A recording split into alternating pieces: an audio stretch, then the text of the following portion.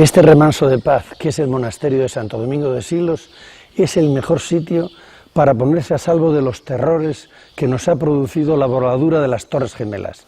Pensábamos que después de la caída del muro y del fin de la Guerra Fría estábamos a salvo, pero no es así.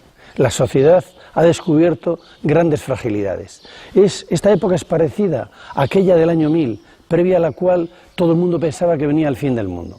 Pero después del año 1000 hay un gran impulso en Europa. Hay un arte que es el románico, que es el primer arte de la unidad europea. Vamos a estudiar en esta serie el románico a través de sus manifestaciones culturales y sociales. Las ciudades, la defensa y los castillos, los monasterios, la vida espiritual en aquella época. Tomamos como ejemplo esta región porque es el centro de la península y arrancamos en este monasterio porque es este ámbito de paz y tranquilidad que todos andamos soñando.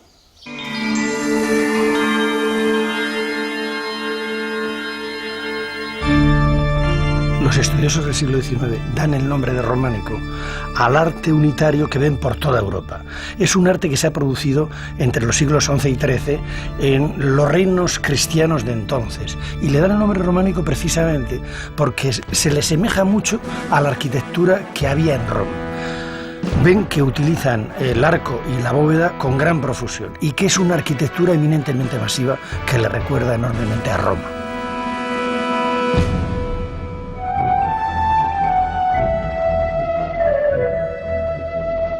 El románico es un arte de integración. No solamente recoge todo lo que viene del río abundante de Roma, sino que es permeable a las influencias de los distintos pueblos que rodean el imperio. Los bárbaros por el norte, Bizancio y también las influencias árabes que son notables.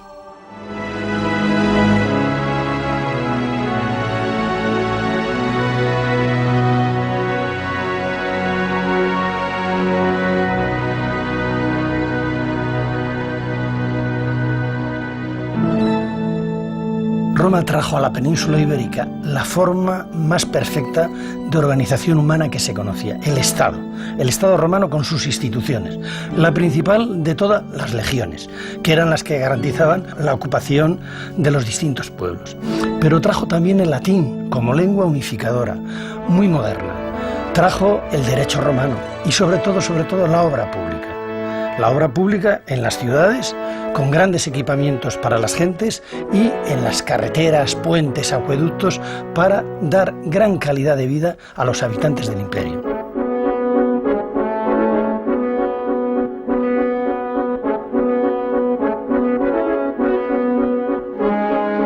Aparte de con ciudades, Roma coloniza la meseta norte con las villas romanas.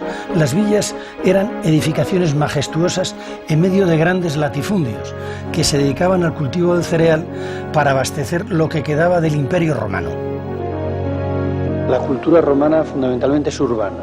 ¿Cómo surgen las villas? Concretamente aquí en la meseta surgen en el siglo I después de Cristo, quizás por un hambre que hubo en Roma y se dio entonces una ley, la Lex Manciana, permitiendo cultivar cualquier terreno improductivo y quedarse con la cosecha el que lo cultivase, y en eso, por eso es por lo que se piensa que aquí, a lo mejor en la meseta, empiezan a finales del siglo I, en época Flavia.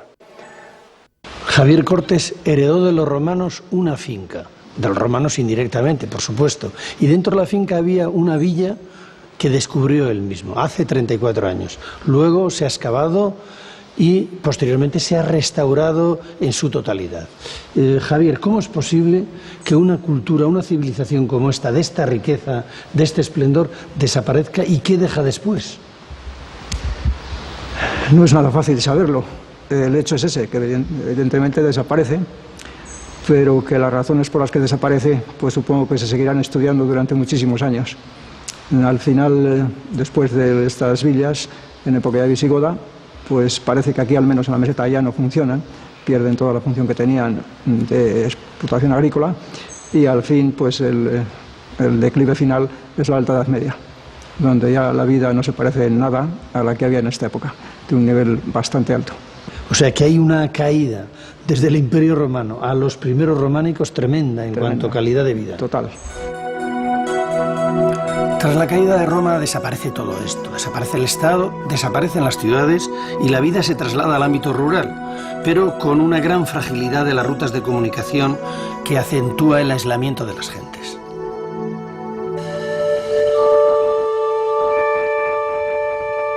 Como contrapunto al lujo, al vicio de lo romano, que ha caído, ha perecido, la religión cristiana busca en el sufrimiento y en el sacrificio los valores que permiten al creyente alcanzar la vida eterna. Prosperan por ello las ermitas en zonas muy apartadas que nos dejan unas obras que son fruto del sacrificio y de la fe. Los cristianos están preparados para toda clase de sacrificios porque piensan que ya está próximo el fin del mundo con la llegada del año 1000. El milenarismo, que es el momento de la llegada de Cristo, anunciará el juicio final y configura unos tiempos donde la vida es una pesada carga a sobrellevar.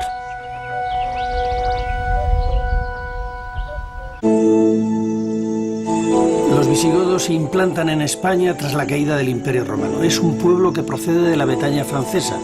Son bárbaros en la acepción romana de extranjeros. No lo son tanto, no son tan salvajes, puesto que este tesoro de Guarrazar que mostramos muestra una civilización bastante avanzada. De la descomposición de Roma da cuenta que se pudieron hacer con la península ibérica en poco más de 2 años.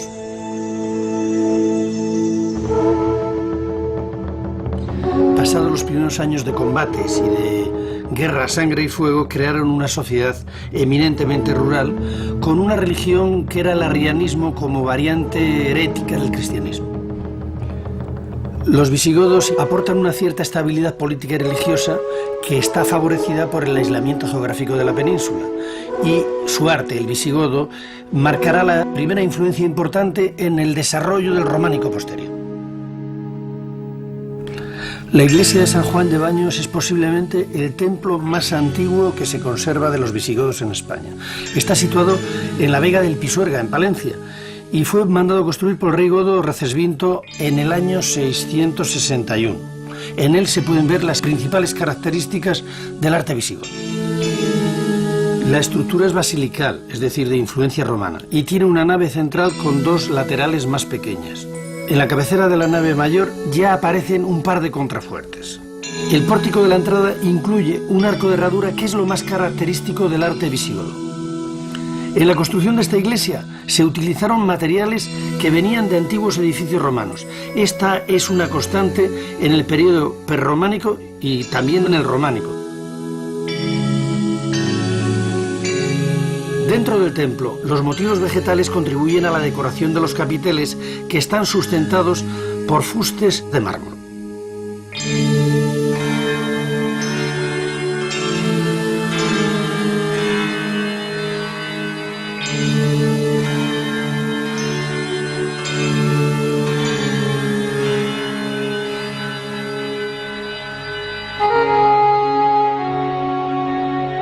Esta iglesia de San Pedro de la Nave no está en el emplazamiento primitivo, porque las obras de un pantano del Esla obligaron a trasladar la piedra a piedra en el año 30 hasta el pueblo de Campillo. Este pequeño edificio consta de 3 naves, un crucero prolongado por 2 pórticos de medio punto y está rematado con un ábside central cuadrado.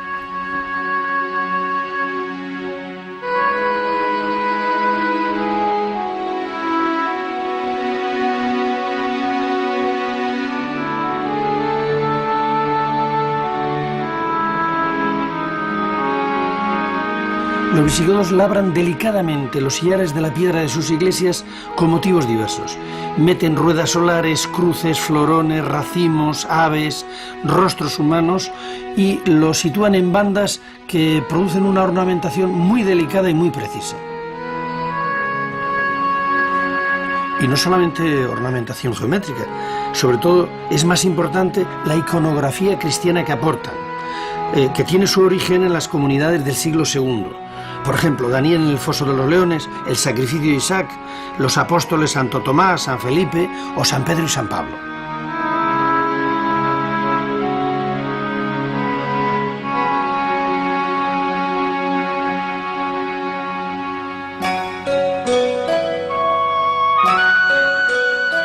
La arquitectura romana es eminentemente civil. En las ciudades hay innumerables edificios dotacionales. Pero a partir de la caída de Roma será la iglesia, como lugar para albergar el culto, el edificio construido para perdurar. A partir del período visigodo, toda ciudad, pueblo o aldea tendrá su iglesia.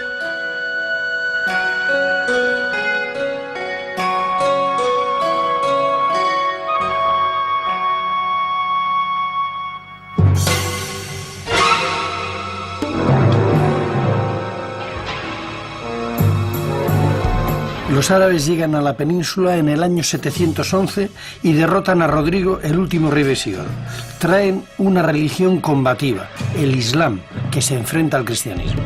Es evidente que no pensaban quedarse solo en España, porque cruzan los Pirineos a la conquista de Europa. Es una religión expansiva. Sin embargo, detenidos por Carlos Martel en Poitiers, retroceden y se hacen fuertes en la península ibérica.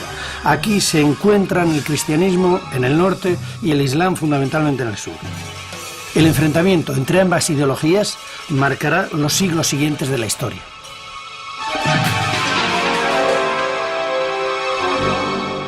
Cuando llegan los musulmanes a España, arrasan con los visigodos, son los nuevos gobernantes. Sin embargo, las dos culturas son permeables.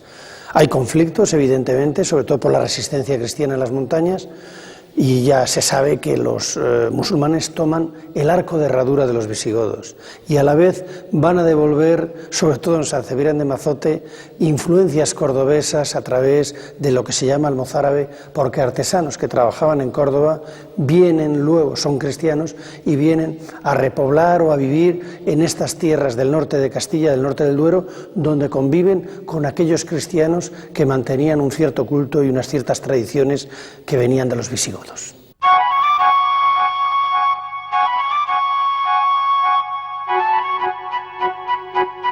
San Miguel de Escalada es una bellísima iglesia mozárabe que fue construida a principios del siglo X.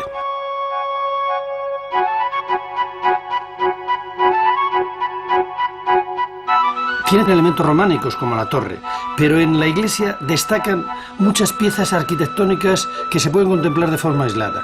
Aquí un capitel, hay una columna o una ventana.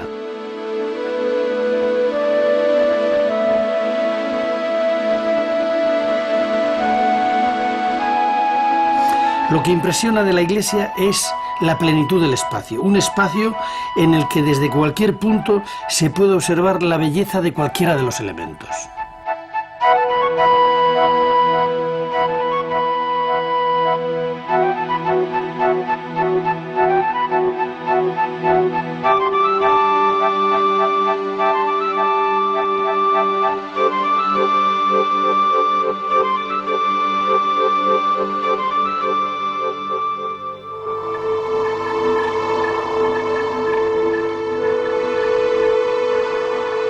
La iglesia de Santiago de Peñalba parece que no ha cambiado después de 1000 años. Está situada en unos parajes del norte de León, recluidos entre montañas, y que son los lugares que eligieron los eremitas para apartarse de un mundo rural que estaba dominado por el miedo y por la culpa. La iglesia está situada en el centro del pueblo y la fundó San Genadio a principios del siglo X. San Genadio era un ermitaño que seguía los pasos de otro santo, San Fructuoso, que anduvo por allí 2 siglos antes. La iglesia ocupa la superficie de un piso de los de hoy, unos 100 metros cuadrados. Y en estos 100 metros el arte mozárabe desplegó toda su elegancia. Con los mozárabes la idea de Dios asocia la idea de belleza. En esta iglesia, artesanos anónimos y constructores desconocidos trabajaron para que estas iglesias cristianas no solo perduraran, sino que además fueran bellas.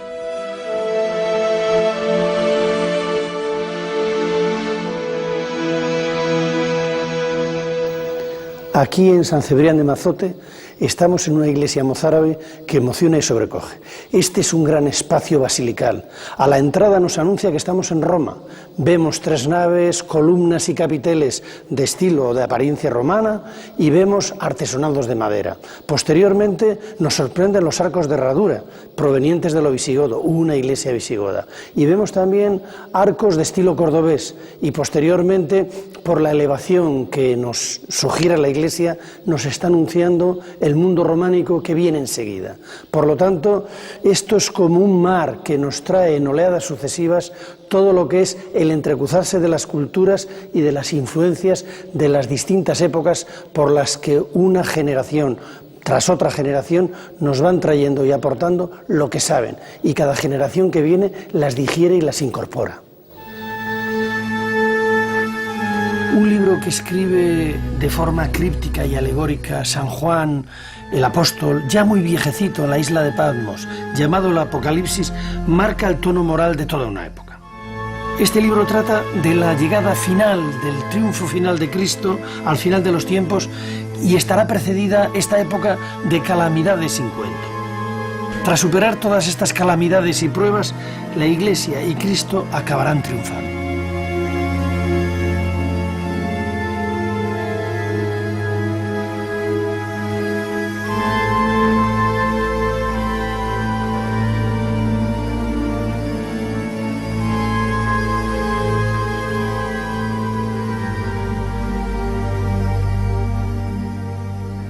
Protegido por estas montañas majestuosas de la cordillera cantábrica a los picos de Europa, Beato de Liébana es el personaje que ilumina los siglos oscuros.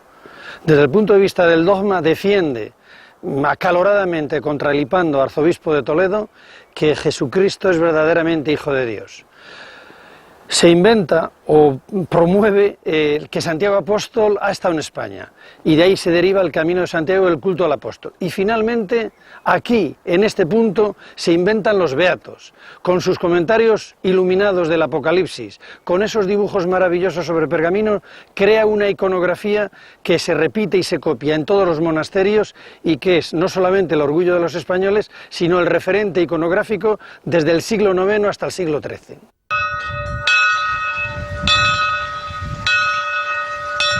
Algunas iglesias conmemoran martirios, como es el caso del martirio de Santa Centola y Santa Elena, que fueron despeñadas por los romanos por no querer abjurar de la fe cristiana. El emplazamiento es recóndito y de difícil acceso en las hoces del río Ebro, porque fue el lugar donde ellas fueron martirizadas. Pero además, esta iglesia guardaba sus reliquias. La tenencia de las reliquias, no solo de Jesucristo, de la cruz, de la corona de espinas, de los apóstoles y de los mártires posteriores, da legitimidad al lugar donde se emplaza la iglesia. Es evidente que muchas de estas reliquias se inventan.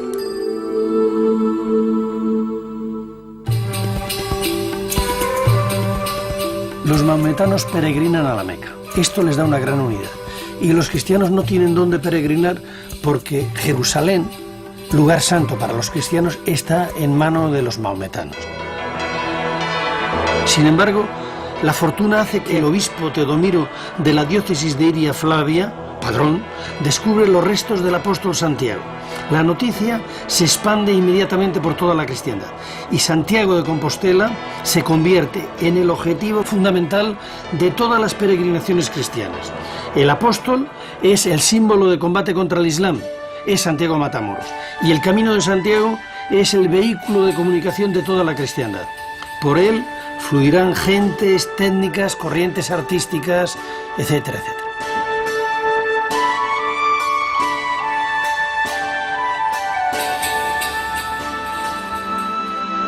En el siglo VI hay un personaje extraordinario.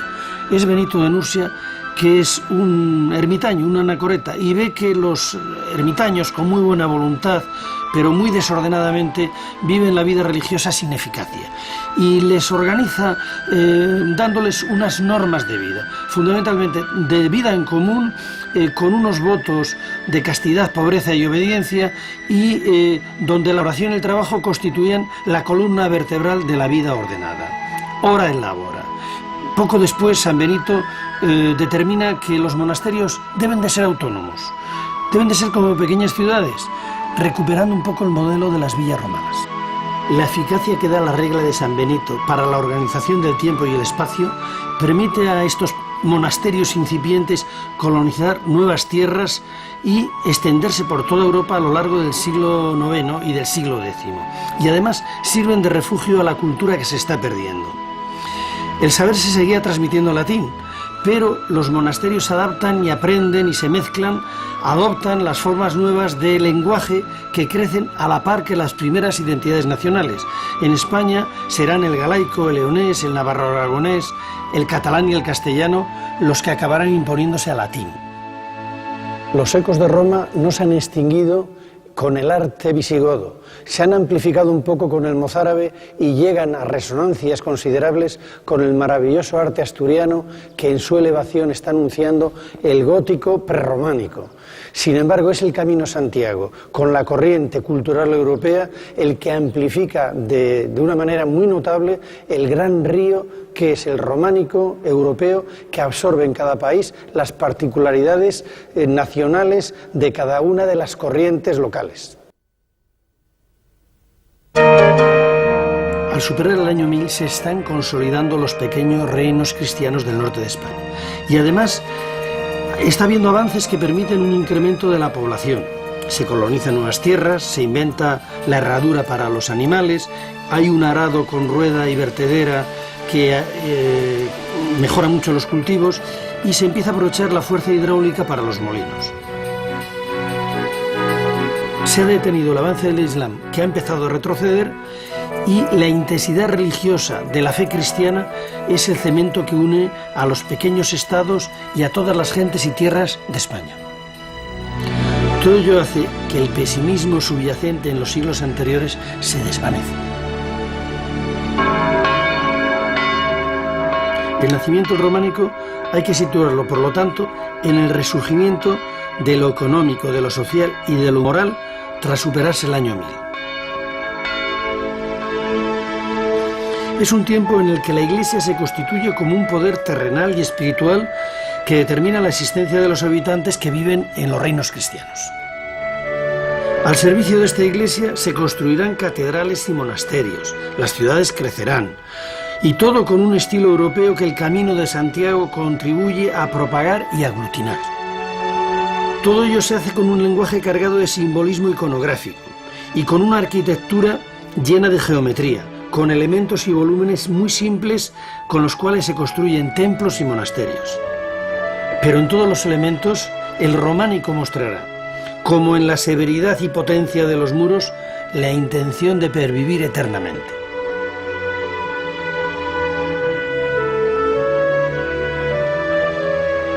El principal fruto que nos ofrecen las civilizaciones, lo que queda, es la cultura, que es algo más que la forma de vida o el conocimiento técnico o la obra de arte que legan a los descendientes. En el fondo, toda cultura es un modelo del universo en el que el hombre se integra como parte fundamental. La importancia del románico está en que es el origen de nuestra cultura occidental. Este arte, que se generó entre los siglos XI y XIII, tiene elementos que todavía perviven. La cultura generada entonces es el origen del pensamiento cristiano occidental, es la base de la formación de las primeras nacionalidades, es el germen de los idiomas que hablamos, marca el conflicto que a veces hay entre el poder terrenal y el divino, el conflicto todavía no resuelto con el Islam, etcétera, etcétera. Somos deudores del románico como ellos lo fueron de los romanos. Para llegar a nosotros todos estos templos han tenido que superar siglos de vicisitudes. Al abrigo de sus muros, nuestros antepasados fueron bautizados, se casaron y tuvieron los funerales. Fueron ellos los que los han mantenido vivos. Han llegado a nosotros y tenemos la obligación de pasárselo a las generaciones venideras porque estos templos no nos pertenecen. Pero sí hay un problema actualmente. Muchos de ellos están en el campo, pertenecen a pequeños pueblos, a una cultura agraria que está en trance de desaparecer. Esta generación nuestra tiene medios suficientes como para mantener vivos estos templos, para legárselos en el mejor estado posible a las generaciones venideras.